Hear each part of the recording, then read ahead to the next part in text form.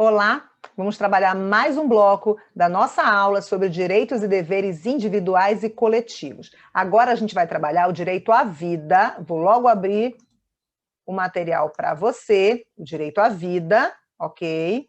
Na verdade, o nosso vídeo é parte 3, e eu coloquei parte 2 aqui porque é um segundo assunto, né? Primeiro eu falei da introdução, caput do artigo 5º, agora a gente vai falar do direito à vida, tá? Então, a gente já se lembra do nosso artigo 5º, que foi o finalzinho do vídeo anterior, fazendo a leitura de novo. Todos são iguais perante a lei. Tem uma Constituição do lado, tá? Quando eu estiver fazendo essas leituras e não estiver aqui na tela. Todos são iguais perante a lei, sem distinção de qualquer natureza, garantindo seus brasileiros e estrangeiros residentes no país a inviolabilidade de 5 direitos: vida, liberdade, igualdade, segurança e propriedade, nos termos seguintes. Então, a gente começa falando de vida, tá? E aí eu trouxe algumas anotações importantes sobre esse direito à vida que é protegido pelo artigo 5º. Então, vamos lá. É o principal, direito à vida, né? É o principal direito individual, o bem jurídico de maior relevância tutelado pela ordem constitucional, pois o exercício dos demais direitos depende da sua existência, ok? Como ensina José Afonso da Silva, o direito à vida deve ser compreendido de forma extremamente abrangente, ok? Extremamente abrangente, incluindo o direito de nascer, de permanecer vivo, de defender a sua própria vida, enfim, de não ter o processo vital interrompido, senão pela morte espontânea e inevitável, ok? E aí, na verdade, quando ele fala sobre isso, eu estou trazendo uma citação dele, na verdade nem foi a citação, mas uma reescritura do que ele falou. Eu posso ainda acrescentar aqui que o direito à vida é direito a saneamento básico, é direito à segurança pública, é direito à alimentação, é direito à dignidade, é direito a respeito à saúde mental, à integridade moral, tudo é direito à vida, ok? O conceito de vida é uma questão filosófica de alta indagação.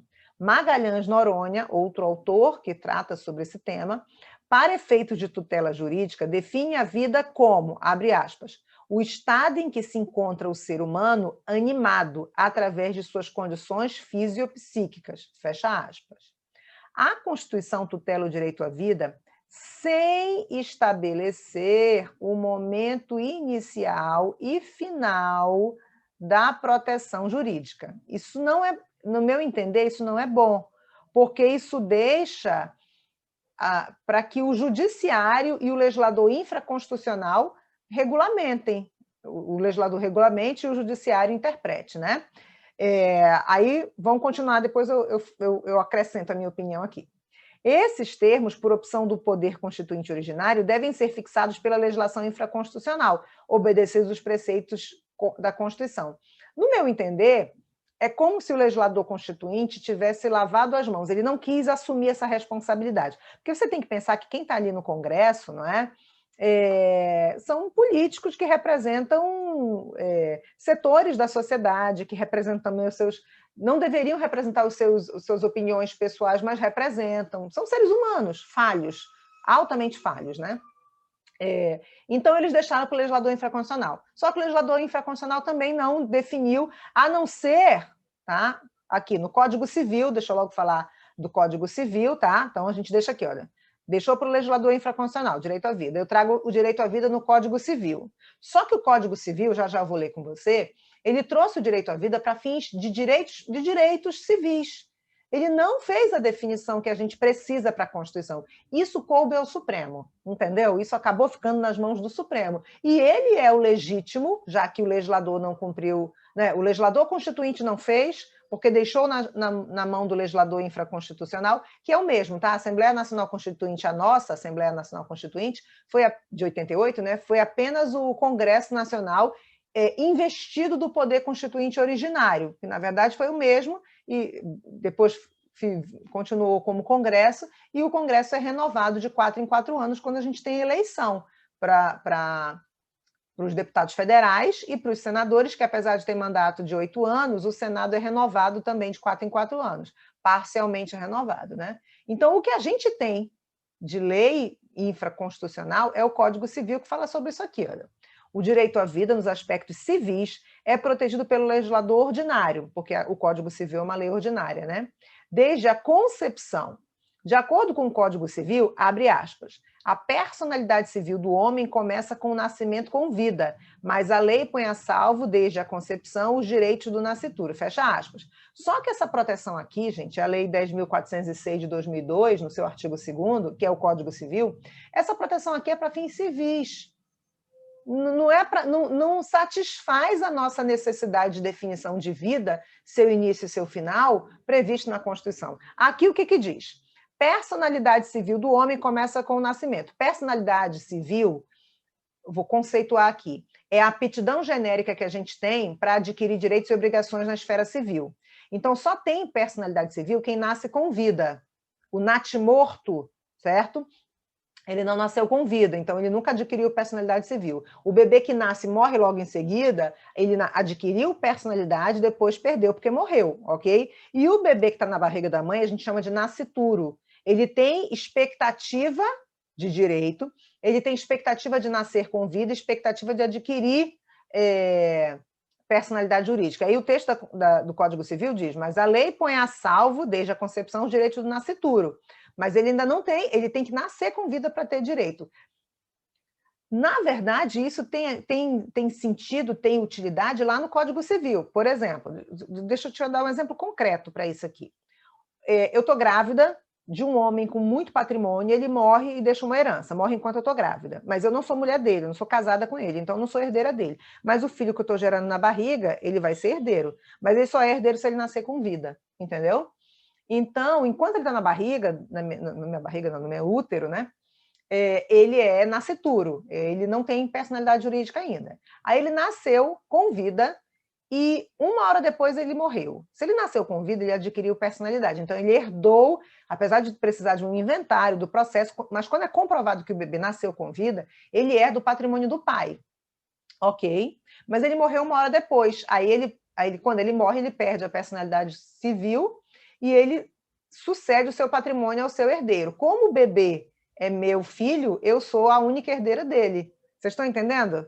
Agora, se o bebê nasce morto, é comprovado por perícia, porque tem que fazer perícia, tá? Que o bebê nasceu morto, ele nunca adquiriu a herança do pai e nunca pode passar para mim.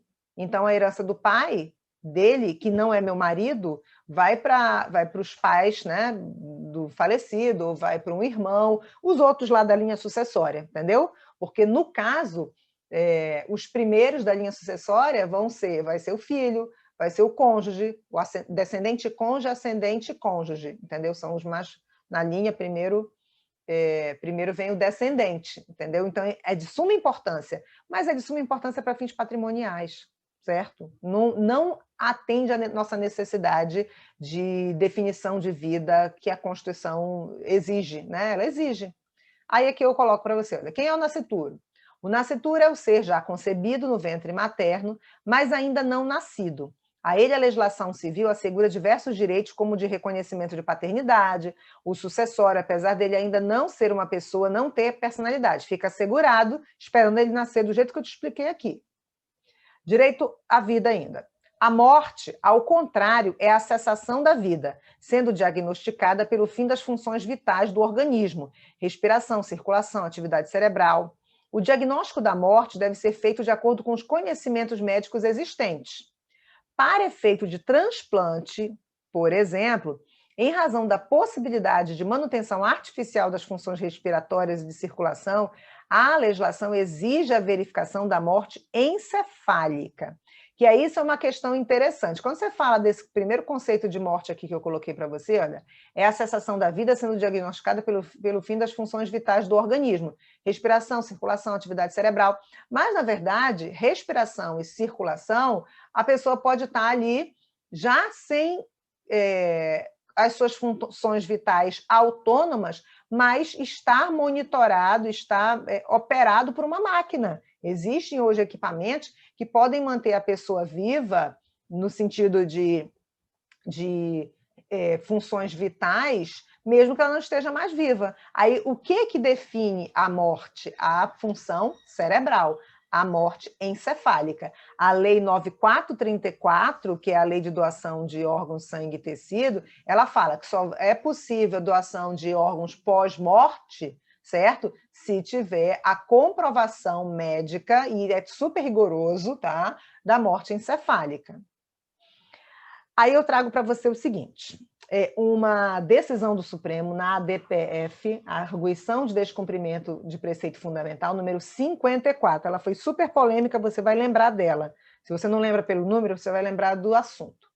A existência de cérebro e de atividade cerebral foi referência para a decisão do Supremo no julgamento da ADPF 54, na qual foi permitida a interrupção da gravidez, não é chamado aqui de aborto, é interrupção da gravidez, quando verificada a existência de feto anencefálico, certo? Que é o feto sem cérebro. Não estamos falando aqui, e isso é muito polêmico, a própria decisão do Supremo foi polêmica, não foi unânime, envolve aspectos filosóficos, religiosos, éticos, humanitários, são muitos fatores que sobrecarregam essa decisão. Mas o que a gente tem que trabalhar com informações claras. O que o Supremo decidiu foi sobre mães grávidas de fetos sem cérebro. Não é má formação, não é síndrome A, B, C ou D, é sem cérebro. Sem cérebro, cientificamente, a gente não sobrevive. O feto está lá vivo porque ele está ligado ao corpo da mãe, mas saindo extrauterino, certo? Fora do útero, ele não vai sobreviver. Ah, mas eu conheço um caso de uma criança que nasceu e hoje é um adulto. Tinha uma má formação cerebral, certo? Mas sem cérebro não dá, entendeu? Tá? Eu estou falando isso porque em sala de aula presencial vira uma polêmica às vezes, porque tem pessoas que não se convencem disso. A gente está falando não estamos falando de qualquer deficiência ou qualquer síndrome ou qualquer má formação. Estamos falando sem, tá? Vamos lá. O STF entendeu que sem a existência de cérebro não há condições de manutenção da vida fora do ambiente uterino. O STF entendeu sozinho? Tirou da cabeça dele? Não. Eu li essa DPF 54 todinha, certo? É enorme o processo. Tem ali, o STF ele faz audiência pública, ele ouve especialistas, ele ouve associações de especialistas na área, não é tirado da cabeça do juiz, porque o juiz não é médico, tá bom? Para confirmar a inexistência de cérebro, seriam necessários exames e diagnósticos precisos, ok? Ainda a DPF 54. O STF também considerou o abalo físico e psicológico que a mãe seria obrigada a sofrer, gerando uma criança sem a possibilidade de sobrevivência após o parto. O respeito à dignidade humana da grávida, da mulher, certo? Foi reconhecido na decisão do Supremo, tá bom? Porque não pode pensar só no feto sem cérebro ali, que vai ter uma gestação que vai pôr em risco a vida da mulher, porque é uma gestação, porque vai ter um parto lá no final, certo? E ignorar o corpo e a mente de quem está ali gerando aquele ser que não vai ter autonomia de vida fora do corpo da mulher. Cabe ressaltar outra questão aqui importantíssima para a gente não sair dessa aula com dúvidas. Cabe ressaltar que o STF defendeu o respeito à autonomia da vontade da mulher grávida, pois a interrupção da gravidez, a gente nunca chama de aborto aqui. Existe a modalidade de aborto legal lá no Código Penal? Existe. Aborto é crime, mas tem as exceções. As exceções, elas continuam sendo aborto, mas a lei permite. E essa lei, gente, é da década de 40, certo? 1940 do século passado. Então, não tem nada de moderninho, não. Naquela época já se permitiu as situações do aborto legal, ok? Aqui não é chamado aborto. Vamos reler aqui. Cabe ressaltar que o STF defendeu a autonomia da vontade da mulher grávida, pois a interrupção da gravidez, no caso de comprovação médica de feto anencefálico, só ocorrerá com consentimento da mulher. Digamos que essa mulher está grávida de um feto sem cérebro, ok? Mas ela tem convicções religiosas, ou convicções éticas, ou convicções filosóficas, que ela não deveria interromper a gravidez. Se ela tem essa vontade, essa convicção religiosa, ou filosófica, ou ética, ou de qualquer outra natureza, ninguém pode obrigá-la a interromper a gravidez. Mas uma outra mulher, da mesma idade dela, com o mesmo tempo de gestação, com feto também sem cérebro, essa outra mulher, ela não tem nenhuma convicção religiosa, ética, moral, filosófica, que lhe imponha conscientemente a querer continuar essa gestação. Ela quer interromper, porque ela sabe, ela quer um filho, ela não quer sofrer ali. Eu vi uma entrevista de um documentário sobre essa DPF 54, e uma mulher falou, eu nunca esqueci, que ela estava tendo uma gravidez funeral. Nunca esqueci essa expressão. A mulher estava sentindo que ela estava tendo uma gravidez funeral, porque ela estava esperando o dia do enterro do filho dela. Olha que coisa traumática, não é? Então, se a mulher A quer gerar e quer, ao final, parir e sepultar o seu filho, ok. Mas se a outra, mulher B, não quer passar por isso, é ela que decide. Então, o que o Supremo fez foi dizer que aquilo ali não era aborto, era interrupção da gravidez, estabelecer as regras, não é assim o médico amiguinho que vai lá fazer um laudo falso, não, é todo um rigor para ela poder ter a autorização de interromper a gravidez, inclusive pelo SUS, ok? Tá? Eu sei que na prática há uma dificuldade, porque a burocracia não pode demorar a ponto da gestação avançar muito e ser mais arriscado para a mulher, né? Mas, enfim, juridicamente, para a nossa prova, para marcar, assim, a prática é outra coisa, né? Infelizmente, às vezes há muita distância entre a prática e a teoria. Na teoria está aqui, ok? Por que é possível interromper? Porque a gente condicionou, agora a gente vai formar a ideia, né? Já que o legislador constituinte não definiu o início e o final da vida, a gente vai começar a formar a ideia a partir, deixa eu voltar aqui, olha, a partir desta lei aqui, a lei de doação de órgãos, sangue, órgãos e tecidos, ela vai falar de morte encefálica para poder doar sangue. Doar sangue não. Doar órgãos, alguns órgãos que só podem ser doados pós-morte, né? Que tem órgãos que dá para doar em vida. Eu tenho uma tia que doou um dos seus rins para o irmão dela, que é meu tio. Os dois estão, graças a Deus, ainda vivos, já estão entrando, já estão, não sei, já estão na idade de idoso, não é? E ela vive uma vida normal, faz atividade física, é saudável. Ele, como tinha a condição da doença, tem que tomar medicação, tem que fazer um acompanhamento, mas está vivo, é avô, é pai, é avô, né? Tem sua vida, né? Teve a sua vida preservada pela doação. Eu sou doadora de sangue,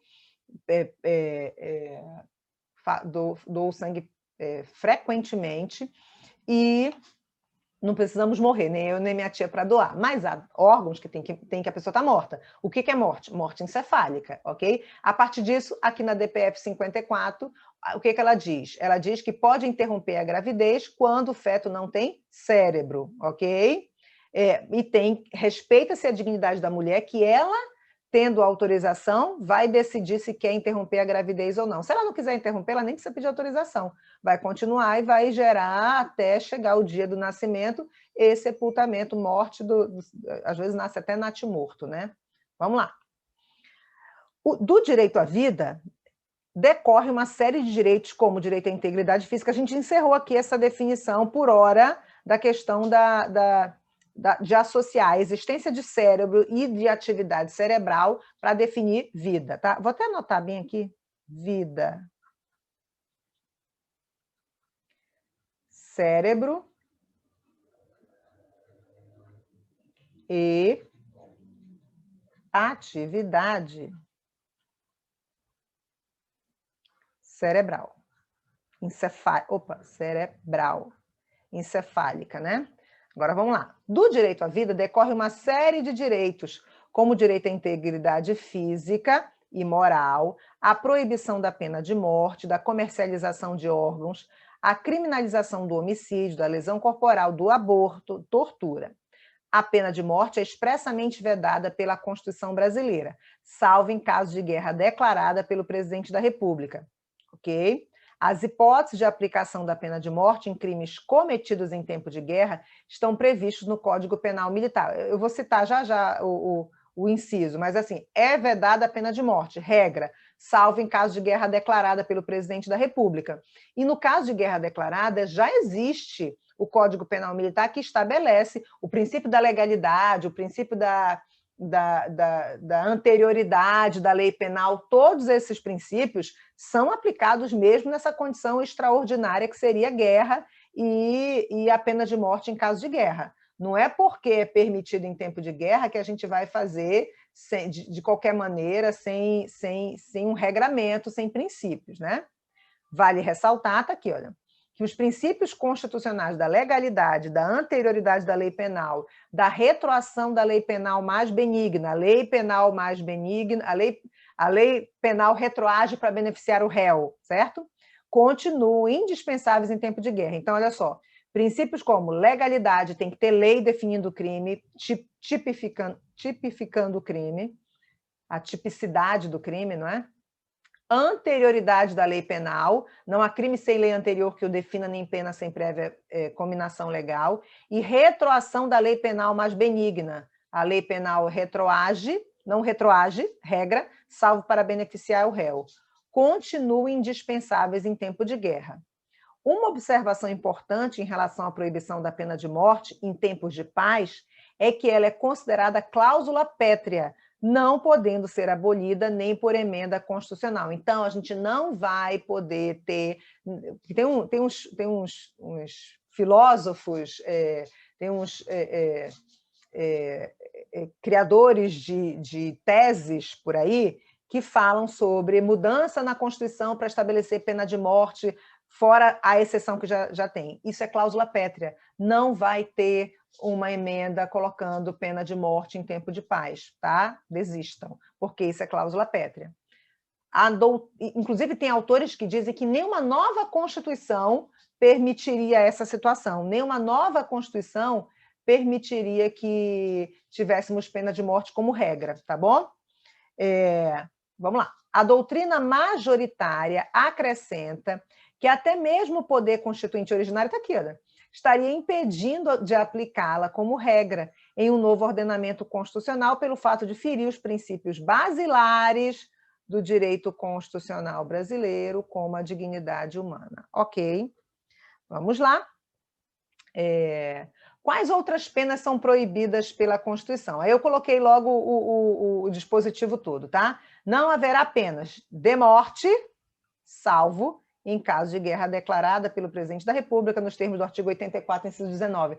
Aqui, esse 84 fala das competências do presidente. Então, a única entre as competências do presidente tem o inciso 19, que diz que o presidente pode declarar guerra no caso de agressão estrangeira, autorizado pelo Congresso Nacional ou referendado por ele, quando o ataque, a agressão estrangeira, acontecer no recesso parlamentar. Tá?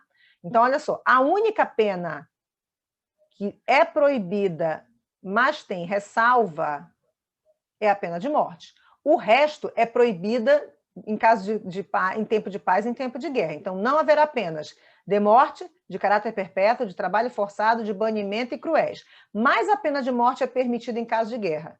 A pena de caráter é permitida em caso de guerra, de caráter perpétuo é permitida em caso de guerra, Karina? Não. A pena de trabalho forçado é permitida em caso de guerra? Não. A pena de banimento é permitida em caso de guerra? Não. As penas cruéis são permitidas em caso de guerra? Não. Significa dizer que a pena de morte não pode ser cruel, tá? Agora, a pena de morte é permitida em caso de guerra? Sim, certo? Mas aí o Código Penal Militar já diz quando é pena de morte, tá bom? Vamos lá? Quais são as penas permitidas? A gente viu as proibidas, agora vamos ver as permitidas. A lei regulará a individualização da pena e adotará, entre outras, as seguintes: privação ou restrição da liberdade, ok? Perda de bens, multa, prestação social alternativa, suspensão ou interdição dos direitos. Essas são as penas permitidas, tá bom? Vamos lá. Integridade física. Não basta garantir a vida, mas assegurá-lo, o direito, né, com o máximo de dignidade na existência do ser humano. A integridade física deve ser entendida com absoluto respeito à integridade corporal e psíquica de todo e qualquer ser humano, ok? Ninguém será submetido à tortura nem a tratamento desumano ou degradante. Incisos do artigo 5º, tá? Eu estou listando alguns incisos aqui. É assegurado aos presos o direito à integridade física e moral, ok?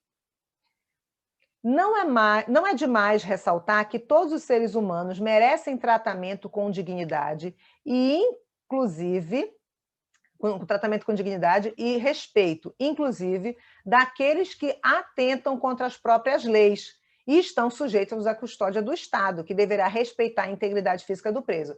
Todos têm direito à integridade física e moral. Não é porque a pessoa infringiu a lei e está presa sob a custódia do Estado que o Estado está autorizado a cometer crime, certo? A torturar, certo? A ferir a integridade física e moral do preso. O preso tem direito à integridade física e moral, está no artigo 5º, ok?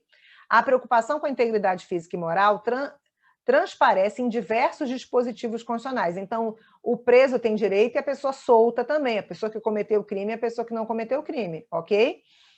O preso ele vai cumprir uma pena privativa de liberdade, mas isso não inclui tortura, isso não inclui condições desumanas. Inclusive, o Supremo já reconheceu no sistema carcerário brasileiro o que a gente chama de estado de coisas inconstitucionais. Está tão inconstitucional ali, certo? A situação dos presos, falta de estrutura, de alimentação adequada, de saúde, superlotação, domínio dentro das carceragens de facções criminosas que dominam, é o caos total. É o que o Supremo reconheceu de estado de coisas inconstitucionais, ok? E que está errado, na verdade, tem que corrigir isso. Considerando a prática corriqueira da tortura em presos comuns e políticos durante os anos do regime militar, a Constituição de 88, em diversos incisos do artigo 5º, deixou evidente seu repúdio a este artifício investigativo. É vedada a tortura física e psicológica, é considerada crime, ok? Olha só os incisos aqui. Ninguém será submetido à tortura nem a tratamento desumano ou degradante. Isso aqui eu já até repeti esses dois, tá? Inafiançável, insuscetível de graça ou anistia a prática de tortura, ok? Aí eu trago aqui para você a informação de que a criminalização da tortura veio em 1997. A Constituição de 88 rompeu com o regime militar. A Constituição de 88 elevou o status dos direitos, dos princípios constitucionais do direito penal, né? Elevou ao status constitucional a proteção da integridade física e moral, certo? Elevou ao status constitucional a proibição da tortura, em 88, rompendo com o regime militar, mas a regulamentação do crime de tortura só veio em 97. Lei 9455 de 97, que foi atualizada em 2003, ok? Vamos lá. A tortura, nos termos da nossa legislação penal vigente, deve ser entendida como a imposição de qualquer sofrimento físico ou mental mediante violência ou grave ameaça, com a finalidade de obter informação ou confissão, aquela tortura para o preso confessar, não é? Também é considerada tortura qualquer ação ou omissão de natureza criminosa em razão de discriminação racial ou religiosa, bem como forma de aplicação de castigo pessoal ou medida de caráter preventivo a indivíduos submetidos à guarda do Estado, olha aqui, ou de outra pessoa. Então, a babá, a cuidadora de idosos, a mãe, o pai, os filhos em relação a mãe e o pai em relação aos seus filhos, né? Ou os filhos em relação aos pais quando idosos. Eles podem também estar cometendo o crime de tortura, certo? Não é só o Estado, não é só para investigar, certo? Para obter uma confissão, para obter uma delação, mas também como castigo, como forma de prevenir um comportamento, certo? A mãe que bate no filho para prevenir um comportamento que ela considera errado, ok? Há outras formas não violentas de educar. E lembrando que a tortura pode ser física ou psicológica, tá? Lei da anistia, tá? O STF é a lei da anistia. É um tema interessante aqui, olha. Um tema importante relacionado à tortura é o questionamento sobre a constitucionalidade da lei da anistia, que é uma lei de 1979, Lei 6683 de 79, então ela é anterior à Constituição de 88, tá vendo? Esse assunto ele foi levado à análise do Supremo pela OAB. O Conselho Federal da OAB ajuizou a DPF 153, ok? Alegando que a lei da anistia, a 6683 de 79, era inconstitucional quando ela perdoava ali os crimes de tortura ocorridos na época do regime militar, entendeu? Vejamos o que disse o Supremo. Abre aspas. A chamada lei da anistia veicula uma decisão política, certo? Assumida naquele momento, no momento de fim do regime militar e início da redemocratização. O momento de transição conciliada de 1979. A Lei 6683 é uma lei medida. Ela não é uma regra para o futuro, ok? Dotada de abstração e generalidade. Há de ser interpretada a partir da realidade do momento em que foi conquistada. É como se a lei da anistia, nessa época de transição, de fim do regime militar, uma transição conciliada, uma transição em paz. O rompimento do regime militar para o regime democrático não foi um rompimento de guerra, foi um rompimento em paz. Então, essa lei ela foi uma lei medida, como se a gente fizesse assim, vamos deixar para lá. Vamos botar vamos fechar esse livro, trancar e abrir outro livro, contar uma nova história? Foi isso que significou a lei da anistia, tá? A Lei 6683, para continuar, precede, é anterior à Convenção das Nações Unidas contra a Tortura e os outros tratamentos ou penas cruéis, desumanos ou degradantes, adotado pela Assembleia Geral da ONU, né, em 10 de dezembro de 84, a Lei da Anistia 79, vigorando desde junho de 87, tá? Então, ela é de 84, mas só começou a vigorar a convenção em 87. E a lei da anistia é anterior. Precede também a Lei 9455, de 7 de abril de 77, que define o crime de tortura, assim como o preceito veiculado pelo artigo 5º, inciso 43, ok? Da Constituição, que declara insuscetíveis de graça ou anistia a prática de tortura. Então, a lei da anistia veio antes de tudo isso. E aí? A Constituição não afeta leis medida que a tenham precedido, certo? Foi parte da decisão, foi aqui o resumo, né, do que foi decidido pelo Supremo na DPF 153, tá? A decisão foi em 2010, o ministro relator era o ministro Eros Grau, já está aposentado, e a gente considera, porque o Supremo assim disse, a lei da anistia constitucional, porque ela valeu para aquele momento, ela não vale para agora, ela não ofende a Convenção das Nações Unidas contra a Tortura e outros tratamentos ou penas cruéis, ela não ofende a lei da tortura, porque ela não vale para agora, ela só valeu para aquele momento, ok? Aí eu vou parar esse bloco com você, a gente já vai encerrar. No próximo vídeo, você vai clicar já, a gente vai dar continuidade a esse tema. Ainda estamos falando de vida e vamos começar o próximo vídeo com a súmula vinculante número 11, que fala sobre o uso de algemas, ok? Clica no próximo vídeo.